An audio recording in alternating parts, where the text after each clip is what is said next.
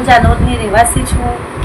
મારા છોકરાને BM high સ્કૂલમાં એડમિશન લેવા ગઈ પહેલા ધોરણમાં તો 2000 રૂપિયા ડોનેશન માંગે છે અને 3600 રૂપિયા ફી માંગે છે.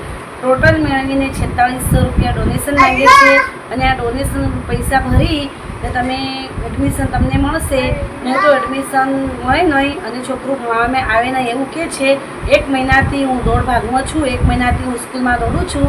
હજી સુધી મારા છોકરાને એડમિશન મળ્યું નથી. રહેવાસી છું. મચો કોઠારી પ્રાથમિક શાળા ઝાલોદ ખાતે આવેલી છે. ત્યાં હું એડમિશન માટે પહેલા ધોરણમાં આજે 15 થી 20 દિવસથી જાઉં છું. ત્યાં ડોનેશન માટે 2000 રૂપિયા અને દાન પેટે 2600 રૂપિયાની માંગણી કરે છે મારી પાસે.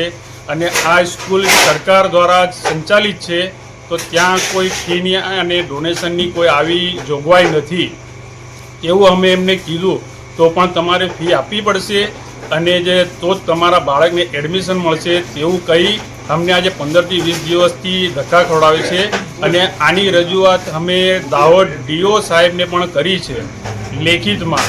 ત્યાંથી વિઝિટમાં સ્કૂલમાં ત્યાંના કર્મચારી પણ આવ્યા હતા તો એમને પણ અમે રજૂઆત કરી છે લેખિતમાં અને મૌખિકમાં. અને તમારું જલ્દી આનું નિરાકરણ આવી જશે તેવી અમને બાહેધરી આપી હતી.